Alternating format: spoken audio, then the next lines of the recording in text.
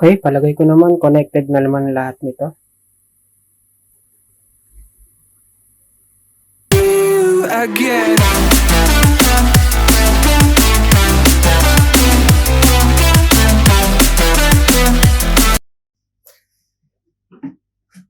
Isang magandang araw muli mga ka-iDea.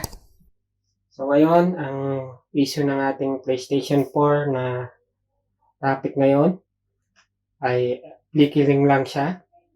Kung nakikita nyo sa display, on and off yung kanyang display. So nagpi-flicker siya. So dalawang posible ang maging sira nito. It's either sira na yung HDMI or yung HDMI IC niya bumigay na. Pero sa kasong ito, sa PlayStation Pro na nasa harap natin, na-damage ng client ang HDMI niya. Papalitan natin to ng HDMI at pagpalit siguro nito, malamang ayos na siya. Ang problema kasi kapag nadama niya na yung HDMI IC niya, kahit palitan natin siya ng bagong HDMI, flickering pa rin siya. So, ibig sabihin, na-short na yung HDMI IC natin. Ngayon, palitan muna natin ng HDMI port. Yun muna tayo sa first step. Power off muna natin.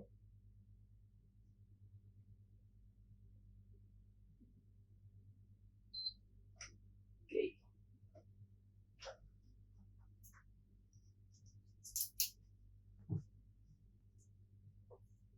Tayo muna natin mawala yung ilaw niya.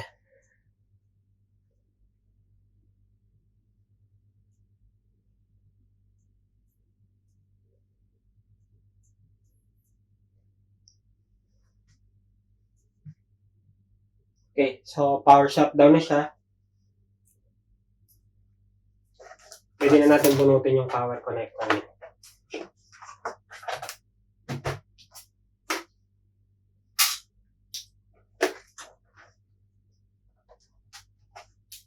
Disassemble na natin para ma-access natin yung mainboard niya na pinagkakabitan ng HDMI port.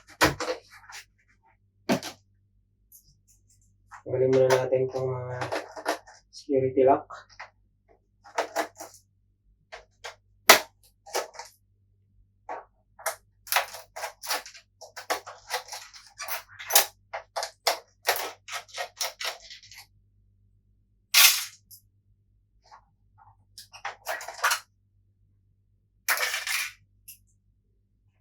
Pagtanggal natin ang mga screws dito, hindi pa natin ito matatanggal ng buo, yung power supply natin. Kasi meron pa siyang tornilyo sa ilalim. Kailangan tanggalin muna natin lahat.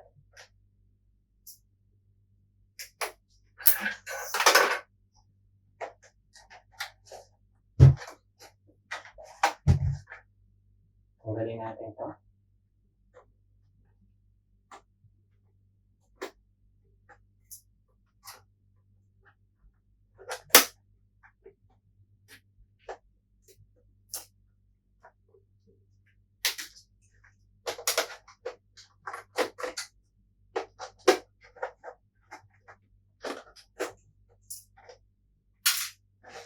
Then, tanggalin natin itong nakaharang sa kanyang hard disk.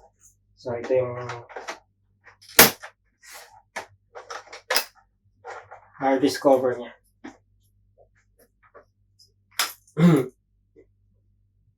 Tanggalin natin yung screws na nandito. So, may cover, hard disk cover niya. So, meron pang isang screw doon. Then, tanggalin natin itong Phillips screw na nakalagay sa hard disk niya.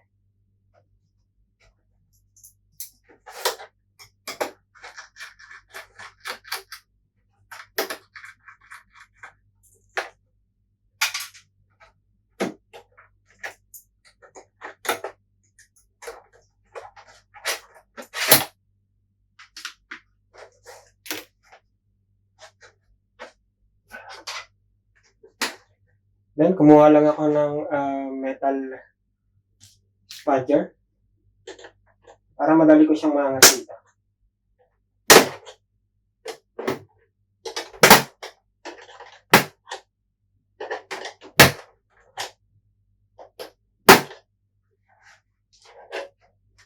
na-unclip na natin, pwede na natin siyang iangat.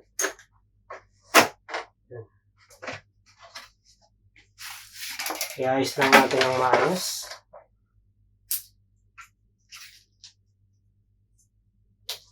Next, tanggalin na natin yung security screws niya.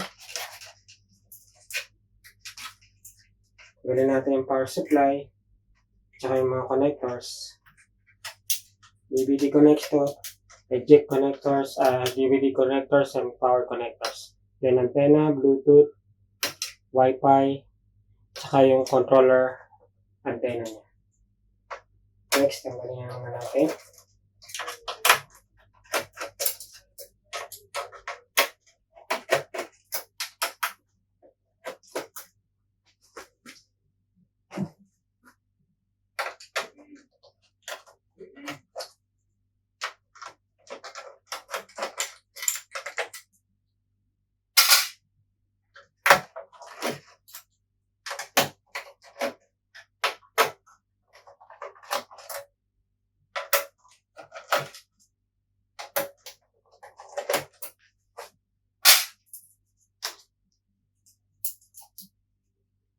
And tanggalin na natin itong mga screws.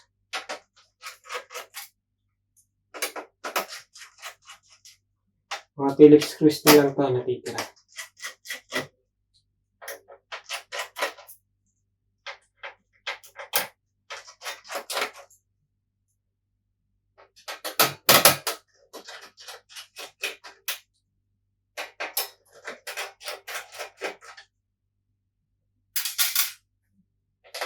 Sama-sama na natin yung screws. Basta tandaan nyo lang kung saan nakalagay yung mga proper screws niya. Tanggalan natin lahat. I-set aside na natin itong mga cables niya.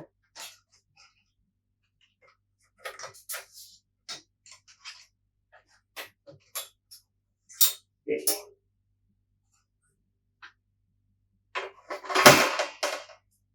After nun, meron pa uli siyang Phillips screws. 1, 2, 3, 4, 5, 6, 7, 8. Alam ko na ito. 1, 2, 3, 4, 5, 6, 7, 8. 8 lang. Galingan natin to.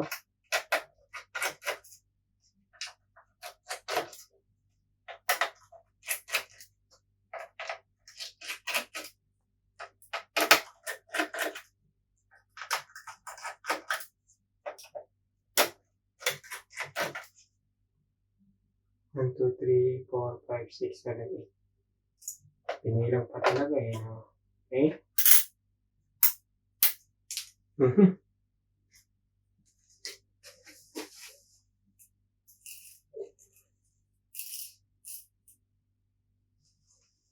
So, ingat-ingat lang sa mga screws. Then, sunod natin tatanggalin itong X-clamp.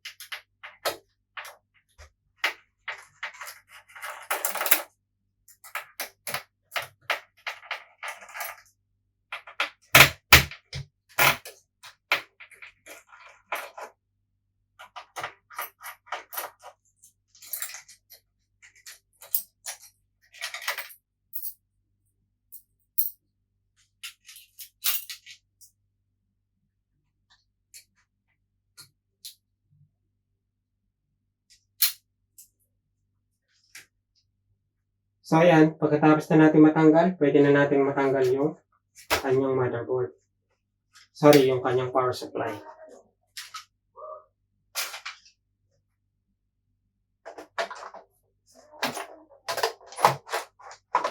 Okay.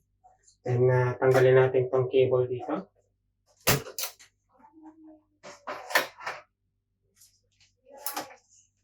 Then, i-support natin yung board. Pagbaliktad natin. Pwede na natin itong matanggal. So, ito na ang kanyang motherboard. Ang papalitan natin HDMI port, ito. Okay? So, kung titingnan nyo maigi, na-damage na ang kanyang motherboard connectors. Sorry, ang kanyang HDMI connectors. Ayan.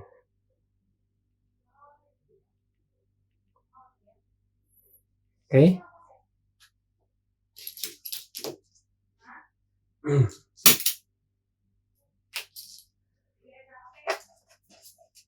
Tabi muna natin ito.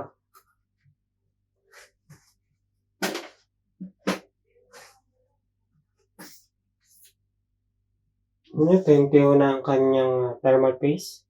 Kailangan palitan na rin natin yan. At kung nakikita niyo yung nandito, medyo nagkaka-liquid na.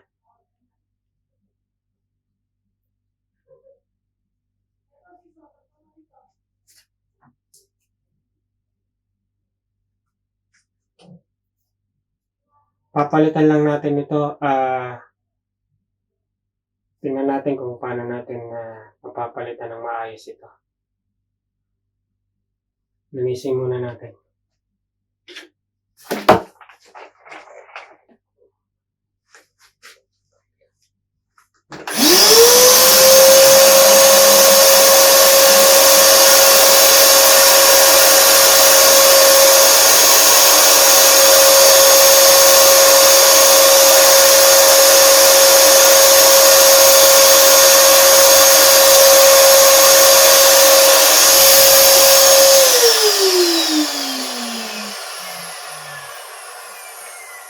Lilipat tayo ng pwesto kasi doon natin siya i-soldering sa kabila.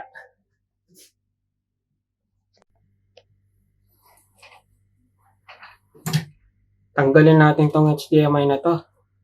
Papalitan natin ng bagong HDMI port.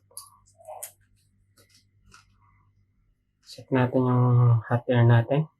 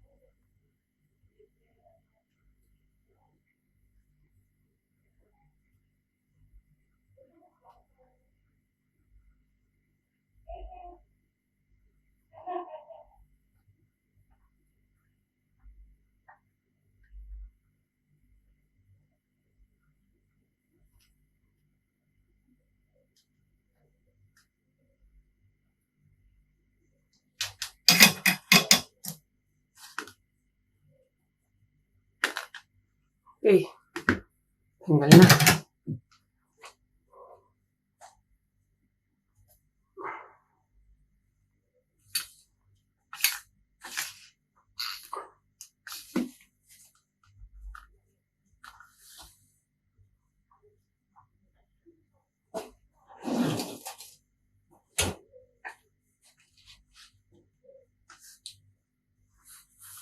Then, papalitan na natin siya agad ng bago. Since medyo makapal pa yung ating ayusin natin yung ating camera. Okay.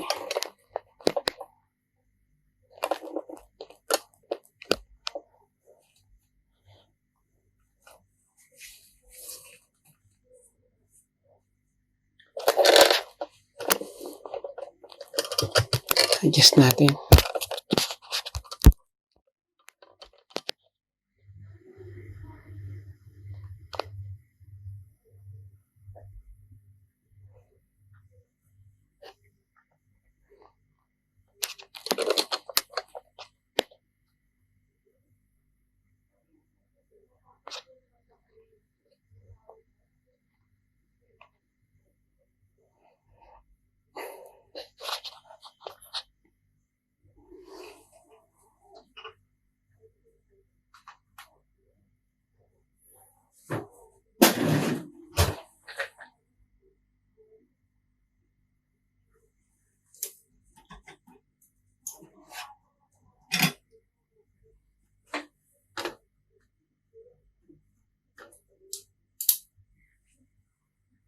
Okay.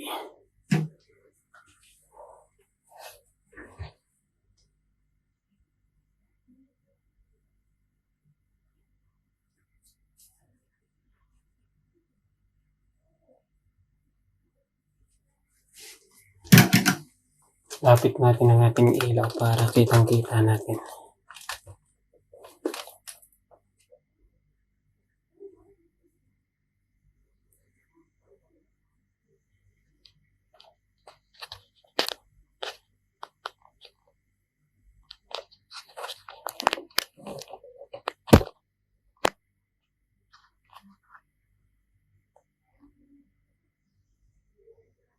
Okay.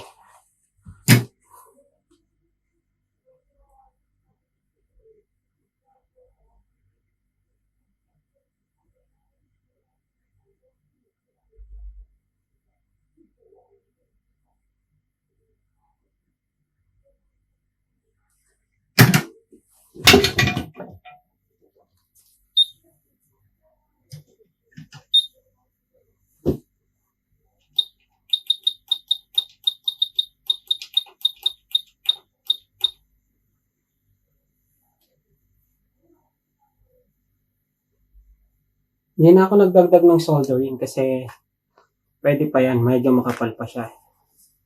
Gagawin ko, i-reheat ko lang siya ulit, i-reflow para original pa rin yung gagamitin natin na soldering.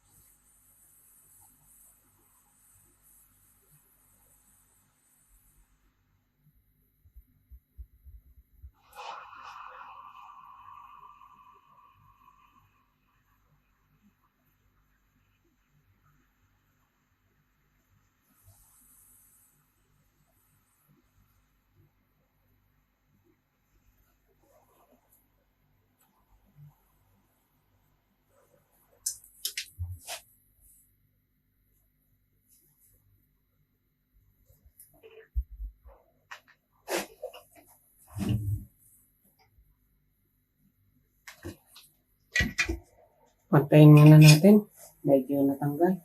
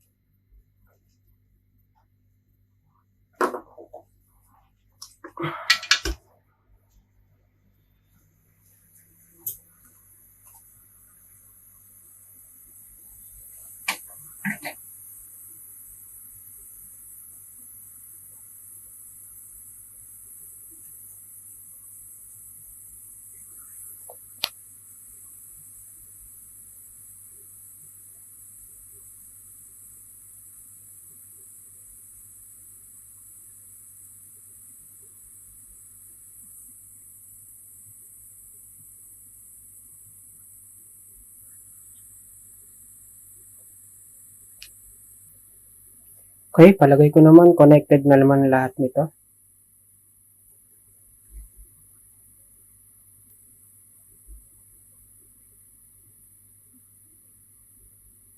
So, mukhang good naman lahat. Lilinisan na lang natin ito.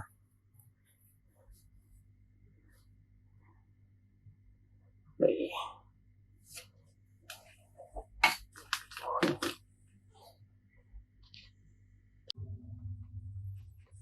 So, let's continue. Ito na yung pinalitan natin HDMI. Subukan na natin kung gumagana na siya. So, gagawin natin, ta-timelapse natin.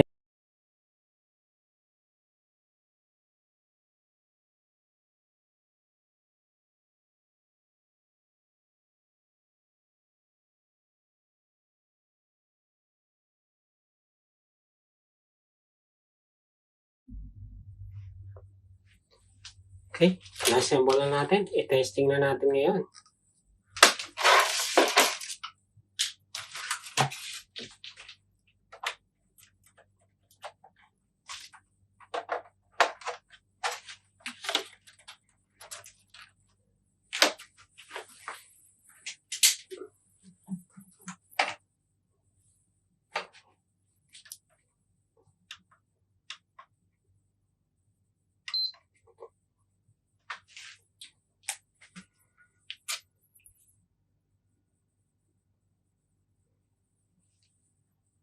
Good sign. Good sign. So, yan. Successful ang ating HDMI replacement. So, sa mga HDMI problem, ganun po yung pagpapalit ng HDMI. Successful ang ating ginawa. So, minsan naman, kahit okay yung paglalagay ng HDMI port, pero sa huli hindi pa rin gumagana, pwedeng naapektuhan na yung HDMI chip nila. So, dalawa na yung papalitan doon. Bukod dun sa HDMI port, pati na rin yung HDMI IC. So, kakabit na natin, i-assemble na natin. Kasi, kukunin na ng ating client.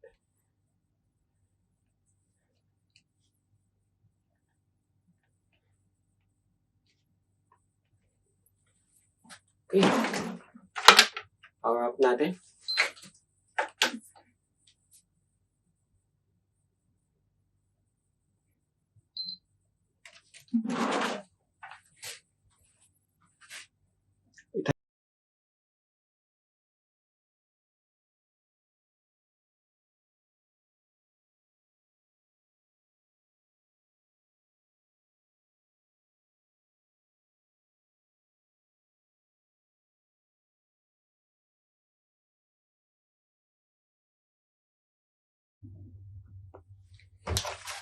Okay.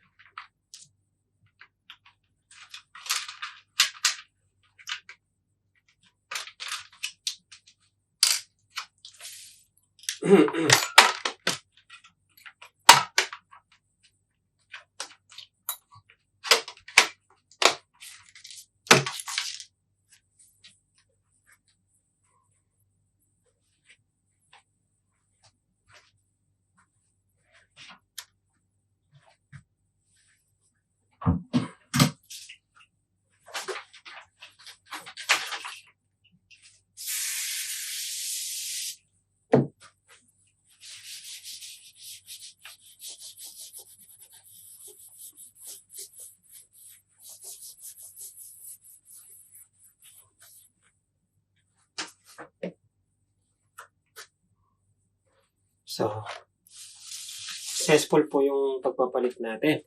So, ganun po yung ating solusyon sa HDMI port problem. So, kung may natutunan po kayo sa ating video, paki-subscribe na lang po At pakiclick na rin po ang notification bell para naman po sa ating updated mga videos natin na upload pa lamang. Muli, maraming salamat mga ka-idea.